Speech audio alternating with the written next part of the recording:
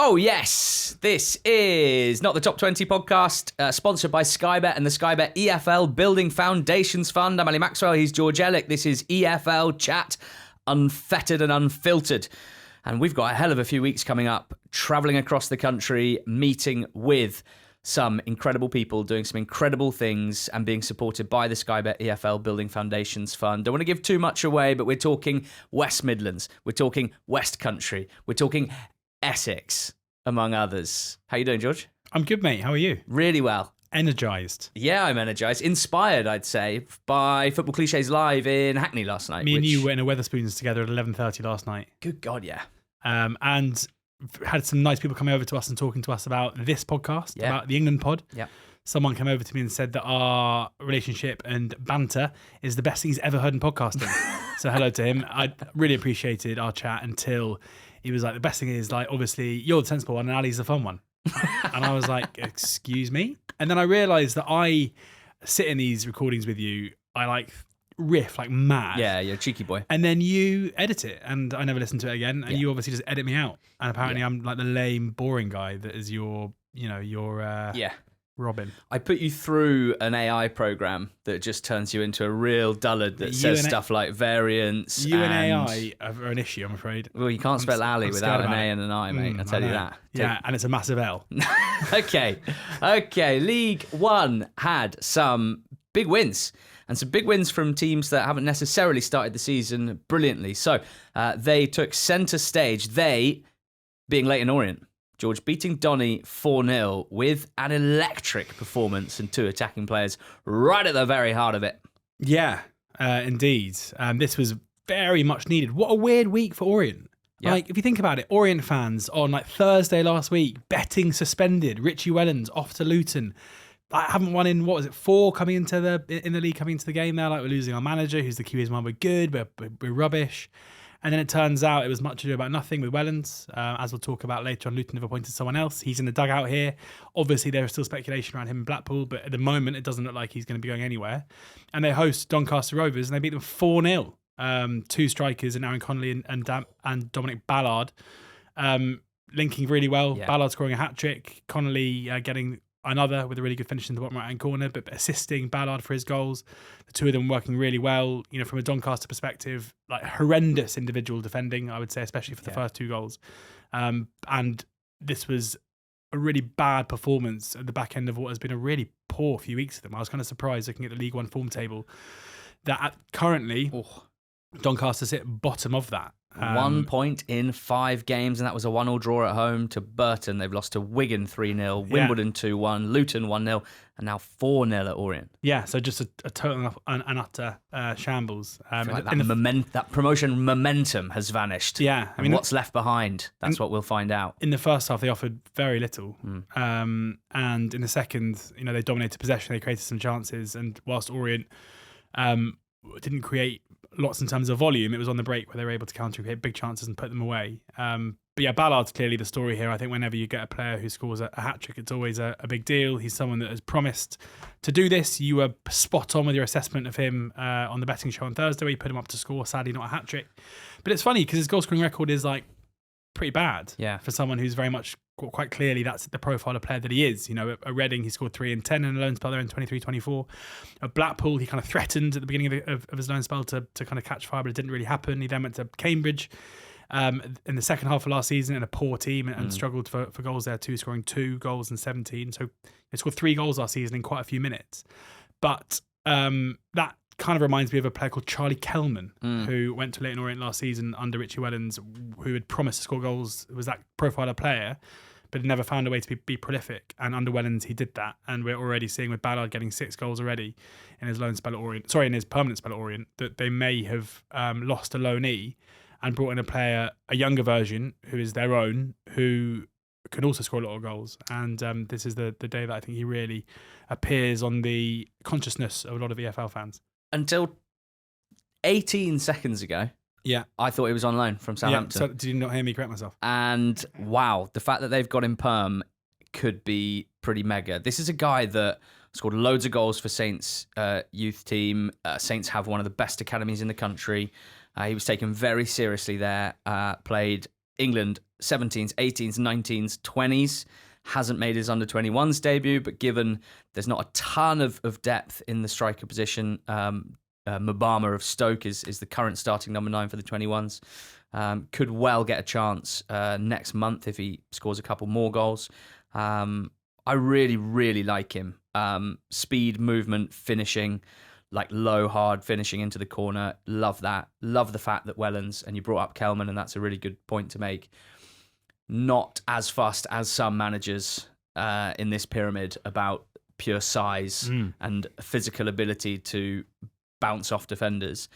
Much more interested in a combination of speed, movement, and technical ability in his strikers, and got the best out of Kelman, who's not going to win many aerials, but still loves running channels, loves gambling on a defensive mistake. That's exactly what we saw Ballard do here, and profit from it with some sensational finishing. And the impish brilliance of Aaron Connolly, I think, is also, in what's been a very topsy-turvy start to the season for Orient, but I think he's just been an absolute joy to watch for their fans, and that was absolutely the case here. They've scored 20 goals in 12 games. They're the joint top scorers in League One. The fact they've conceded 22, which is more than anyone else in the league, shows what basically quite an entertaining start to the season it's been. Here they are in 13th. I thought that Wellens, obviously he was asked by BBC Radio London after the game about the multiple clubs being linked with his hire. There's been some sort of secondary reporting recently about it's the compensation fee that's putting teams off, which is a question for, something we've said quite a lot, is like, if you think a manager's worth it, you should be willing surely to pay as much as you'd pay for a star player, but teams don't seem to be. His response to being asked about the speculation was, I think, actually word perfect, because in this life, and Richie knows this, you've got to self-promote, and you've got to make sure that if you think you're doing good work, you can't guarantee that other people are going to get that message out, and you need to do it. And he's done it in such a good way here. So he said, it's not ideal, but we have to be as professional as we could possibly be and get on with the game plan. I'm professional. This is not the first time, is it? Let's be honest. It's more or less every time an appointment comes in the mid to bottom championship or good clubs in League One. Amazing. Then it is what it is, and you just try and be professional as you can. It's not just me, it's a compliment for everyone at the club. We've won a load of football matches. Success here for 4 years has been extraordinary. We were one match away from being in an unbelievable position. We've developed players, we've developed young players, we've developed loan players. If you rewind 4 years and want a load of box ticking, we've ticked a hell of a load of them.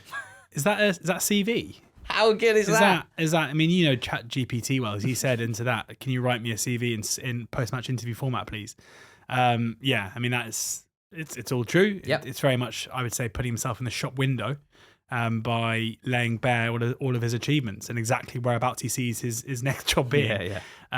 Also, shout out for his son, Charlie, who I think it's always quite brave when you're a manager and you play your son, especially a young player who hasn't played much football, but he was very good here, got an assist and looked lively throughout. So, yeah, it feels like a week where despair turned to joy, really, and lots of reasons for Orient fans to be excited with Wellens at the helm going forward and that strike duo. I noticed that, like last season, he's switched to a back three, back five, which we know he doesn't really like doing, but seems to get to a point every year where they're just not good enough defensively and he feels like he has to shore it up. And obviously worked well here. Right, other big winners of the League One weekend were Burton Albion. They beat Bolton Wanderers 3-0.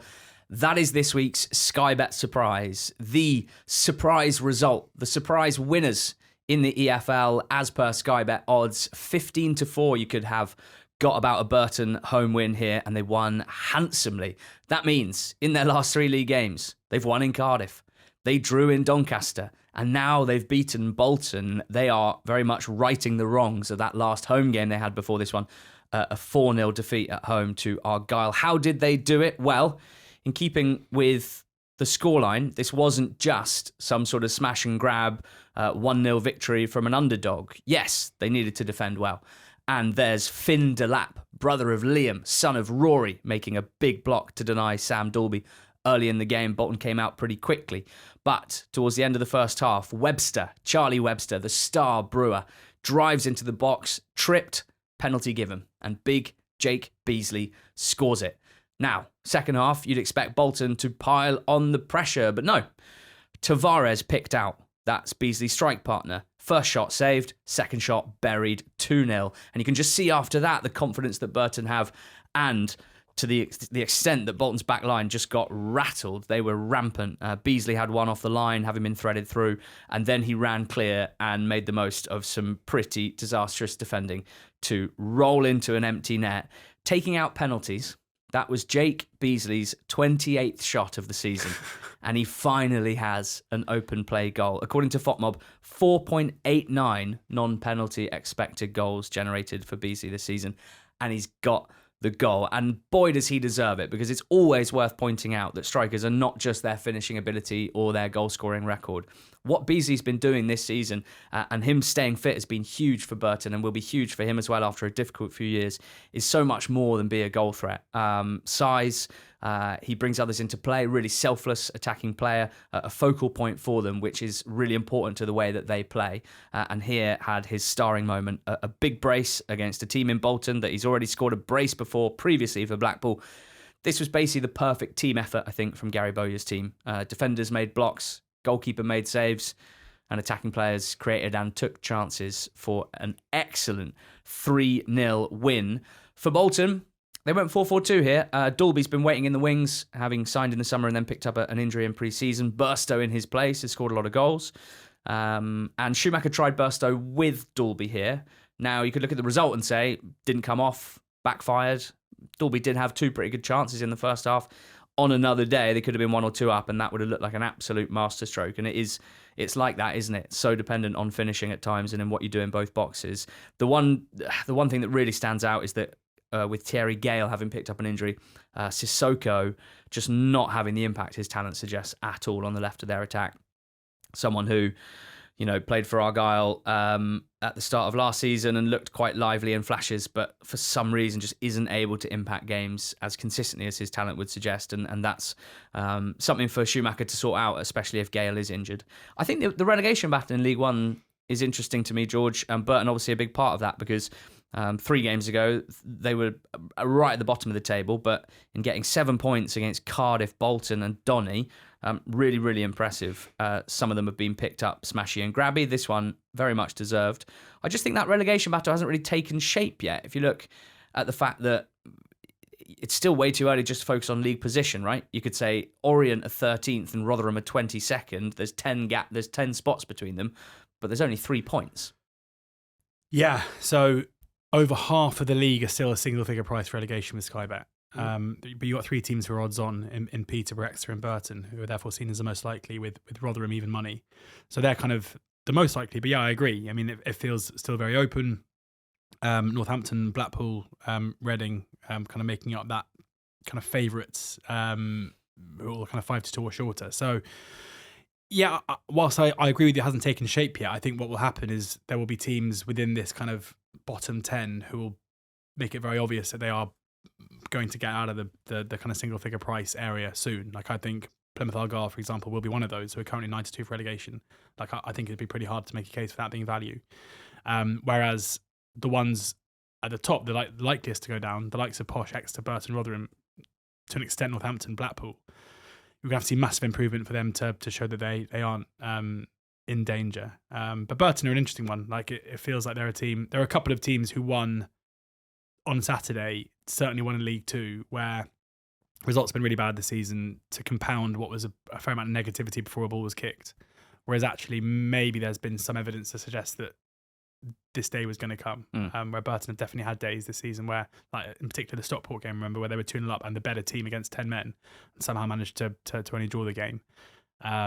So they certainly have the potential and the capacity, as seen under Gary Bowyer at the back end of last season, to beat decent sides. Right, big news.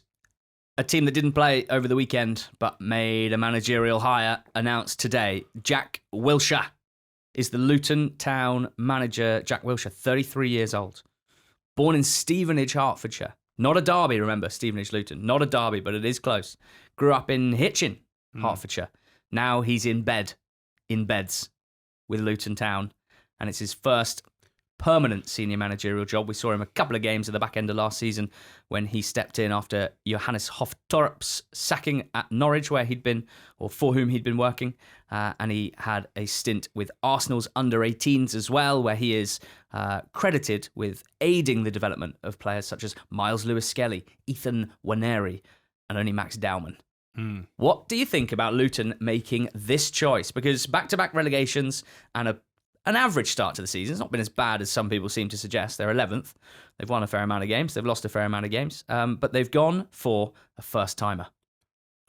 I think it has to depend on how you see this season for Luton, where, like, from my perspective, it's quite a good time to appoint someone of Wilshere's kind of background and pedigree, because realistically, the probability of promotion has definitely dwindled since the ball was kicked this season. They started the season favourites for the title. They're obviously not that now, and they look quite a long way from being one of the best 6 teams in the league. However, it is early October, so, like, you know, they're probably 3 wins away from that changing very quickly. We've seen a lot of teams in League One and League Two who started the season poorly, turn it around, play well, and now look like one of the best teams in the league. So, you know, they could have made an appointment for the here and now. They probably could have made an appointment that would have quite obviously have increased their chances of doing well this season with less risk, because with Wilshere, obviously his calibre as a player was very high, his talent was very high. He's, you know, done his his apprenticeship, you could say, in terms of coaching and managerial work with both Norwich and Arsenal. But there's every chance that he might be not very good, right? But then there's also every chance that he could be very good. We just don't know that yet. But to bring him in now suggests to me that Luton are looking at the long game, as they often do. And the idea is, look, let's bring this guy in who has a very high ceiling, who they've obviously been impressed with from talking to him. He's going to have a very experienced coaching staff around him in the form of Chris Powell, who comes into the club as his assistant. And I guess the idea is, look, if we improve this season and we can force our way into the reckoning, then that's great. But I'd be surprised if we were looking at Jack Wilshere being sacked from Luton in February, March, if they were still mid-table. Like, I don't think that this doesn't look to me to be an appointment made down that line. If it is, then I'd be kind of surprised. Which is an interesting aspect of the decision when you consider that Luton beneficiaries of 40 million quid's worth of parachute payments this season, the likes of which very rarely get seen in League One, and gives them some advantage over the rest of the division. But it is their last year of the parachute payment. So very clearly, if they don't go up, that is going to be a factor. They don't seem like a club that is going to act as if, you know, they need to put all their chips on red, though, when it comes to the financials. Obviously, they've got the stadium to build as well and fund, and they are a club who certainly outwardly come across as, you know, basically not willing to roll the dice with every appointment. They try and be more thoughtful, I think, and they try and do things with the mid to long term in mind. I think there's a feeling among the fan base that this exact appointment, and potentially the last one as well, is just not the appropriate time to start thinking long term, because we've seen, and we do see time and time again, that clubs who are ostensibly planning mid to long term might miss what's in front of them and trip themselves up by not making sure they do what they need to do in the short term. And does it not, I would also say that their business in the summer, or some of it at least, looks like a club who are in their last year of parachute payments, like going out and signing a 35-year-old Naki Wells, going out and signing Jerry Yates, for example, like players who... Yeah, it's weird, wasn't it, when you think about it, because they also signed like Jake Richards from Exeter and Ethan Archer's coming in Jan, and so there's that sort of... They also had 2 separate windows. Well, I guess, I mean, it's probably like some, you know, we are good at identifying young players and we're going to do that, but also we need players who can come in now and be better than the level, whatever that means. I mean, and that might have been driven by Bloomfield. We don't know. Yeah. But I mean, as a club, for the most part, their decision-making has been very good. It's funny to say that about a club who've suffered back-to-back relegations. So we'll see. I mean, I have no idea if he will be good or not. I think I'm quite excited to find out. I'm pretty sure the style of football will be different to what we saw under Bloomfield this season and last season, frankly, and probably more befitting of a club that have... Are you thinking like possession-y? I have no idea. I have no idea either. Yeah. But I suppose Arsenal and then Norwich under Torra. Probably it's more mad if it was like 3-5-2. More of an onus on individual technical ability in whatever form that takes. It feels like now, like possession for possession's sake football isn't really existing. Although, you know, Norwich last season was certainly one of those. So yeah, we'll see. It's impossible to be overly positive. I think now, like we just don't know. But similarly, I'm kind of relieved that they haven't fallen into a trap of recruiting a manager along the lines of those older senior players they signed in January, because that's not necessarily the route to success either. Yeah, it's a big appointment for the CEO Gary Sweet, who very much praised and lauded in the good times and what good times they were, but now being heavily questioned for overseeing the double drop, and a brave appointment, you have to say, in that context. In the statement, he said, interestingly, or not in the statement actually, it was reported by Art de Roche of The Athletic. Gary Sweet said, by the way, our data says that in the last 5 years, 8 managers have been appointed in League One with no management experience. 4 of them got promoted. That would be Mr. McKenna, Mr. Chris Davis, Mr. John Mousinho, and Shuey. I basically wrote that piece for .com a year ago. Well, maybe that's where he read it. So there you go. I a bit of a fence here. I don't really buy the idea that Luton need one type of manager over any other right now, just because they've suffered back-to-back relegations and the place is at a very low ebb. Like, yes, it's clear that success for this appointment will be someone that manages to glue things together on the pitch, build a team that makes the most of the quality it has for the level, and stops the doom and gloom off the field that comes with double relegation. But I think they're basically the same thing. Like, if he gets the on-pitch right, people are going to be happier. And if he doesn't, people aren't just going to be, it's entirely tied to results. And I'm excited about it. Lastly, he was at Luton Town as a 8-year-old before moving to Arsenal's academy. And that is being leaned on quite a lot in the announcement, which I find quite funny. I think he was there for like a year, aged 8, which is hilarious. And I think probably a bit of a red herring. I'm not sure there's Welcome home. Any evidence that knowing an area or having been at a club for a year as an 8-year-old really makes much of a difference. But welcome home. Welcome home. Welcome home, Jack. Welcome home, Stockport. They welcomed Blackpool to their home and beat them 1-0. That is a segue. Come on. Welcome home, Stockport. Stockport continue to be really good at football again. It's interesting that when they, and this was pointed out on our WhatsApp group by our friend Nick Goff earlier today, that when Stockport County lost in the playoffs in League Two, they started the season really poorly before rallying back and winning League Two. They obviously lost in the playoffs last season too, and started the season really poorly. And now I think we're starting to see them kind of fight back. And I would go as far as saying that in the last 4 or 5 games, they've been the best team in League One, and they're currently sitting in 4th on 22 points from 12 games. They are helped by the fact that even when they were playing poorly early in the season, they were picking up points, which does help. They beat Bolton on opening day in a really middling performance. They then beat Wycombe away next time, and again they didn't play that well in. This was a funny game where in the first half, it was 0-0 at half time. The first half was kind of as dominant a performance as you're probably going to see, albeit Taylor had one very good chance for Blackpool with their only shot after some good work from Josh Bowler kind of on the break.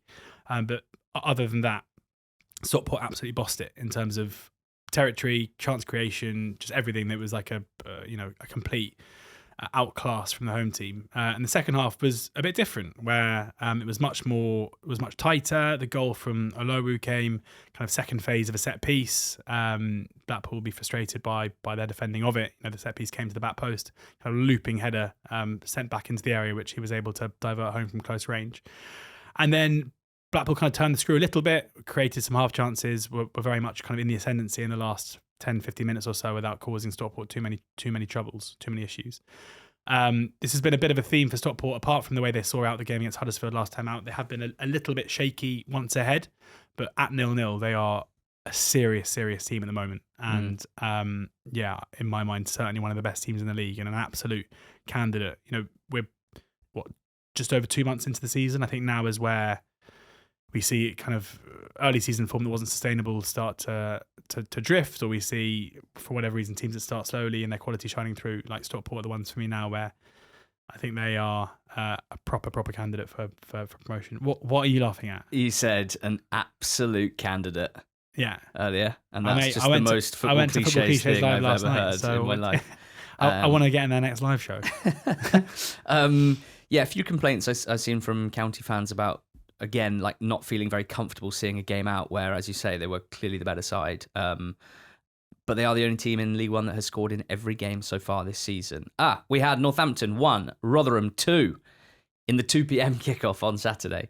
Northampton went ahead, a penalty that was somewhat controversial, I think it's fair to say, scored by Sam Hoskins, I believe his 100th goal for Northampton Town.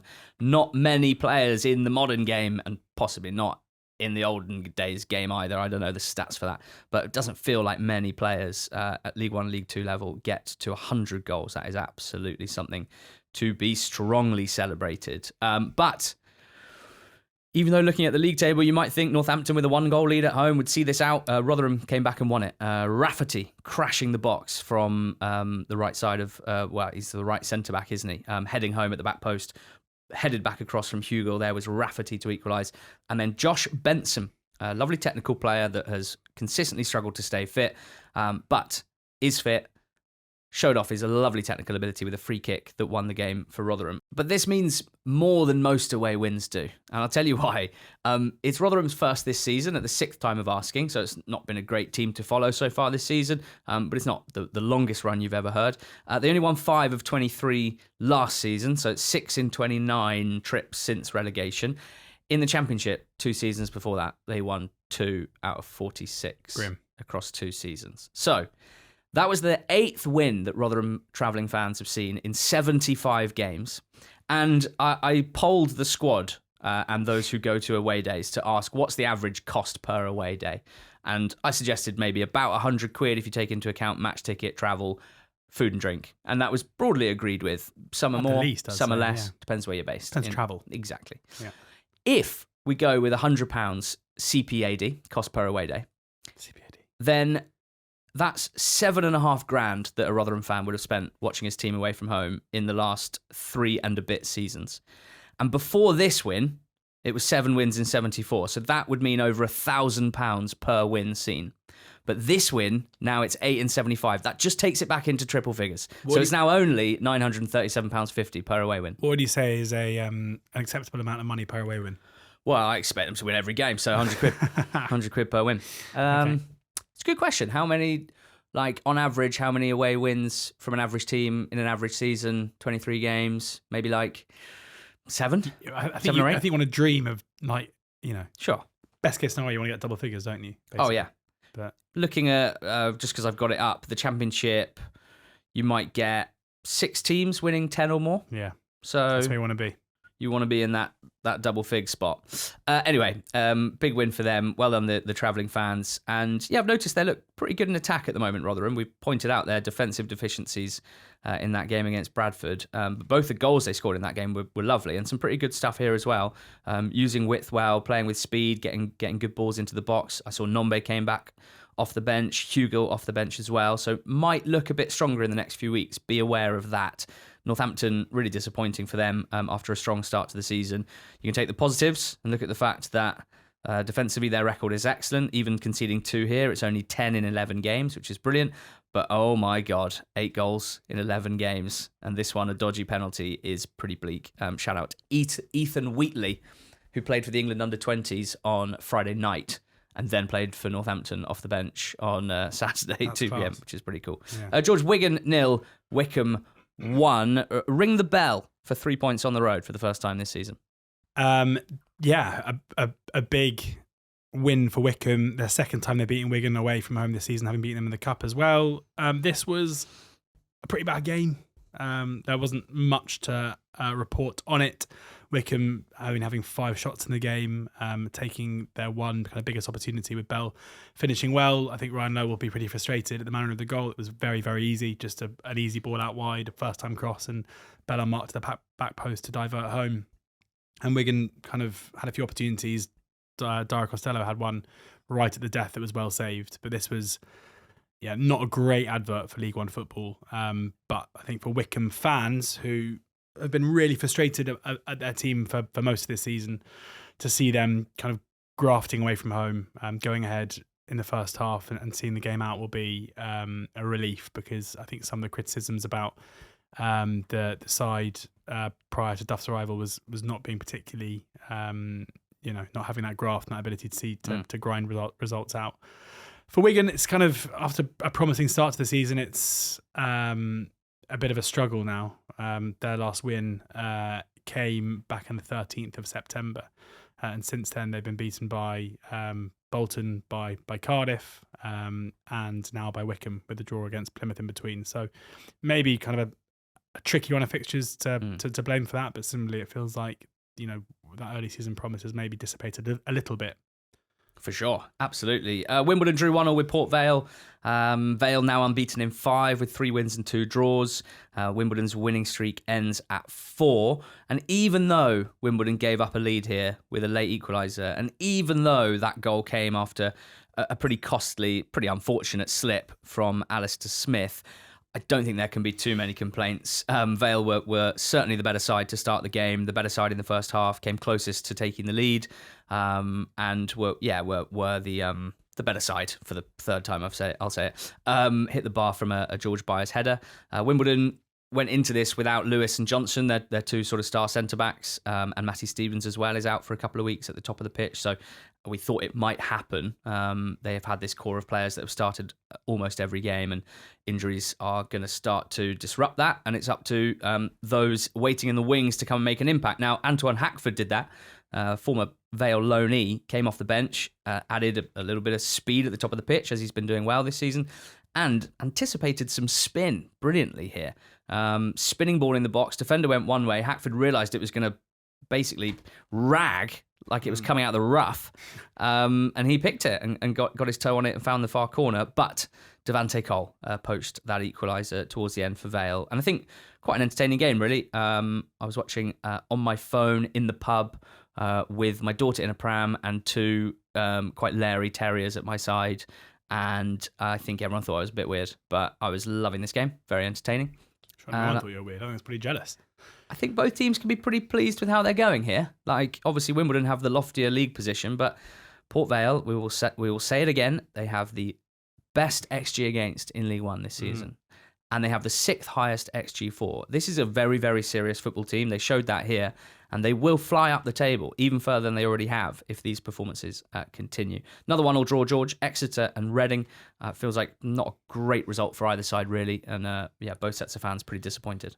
Yeah, all the action in the first half here, with Jack Marriott continuing his really good run of form up front for Reading. I guess it's not a massive surprise that him fit and firing and being given chances, is scoring quite a few goals. Scored 5 already this season, albeit from 2 expected. But he missed a massive chance in the second half to make it 2-1 to Reading, after former Reading striker Jaden Wareham had equalised and celebrated in front of the Reading fans. Absolutely no muting from Wareham. But yeah, that was the first 2 goals came in the first 11 minutes, and then there was kind of little to report apart from that Marriott missed chance. And as you say, I think Reading fans probably hopeful they could have won that game. And for Exeter, the home games, if that's where they're going to get their points, got to be looking to win them, and they never really look like winning this one.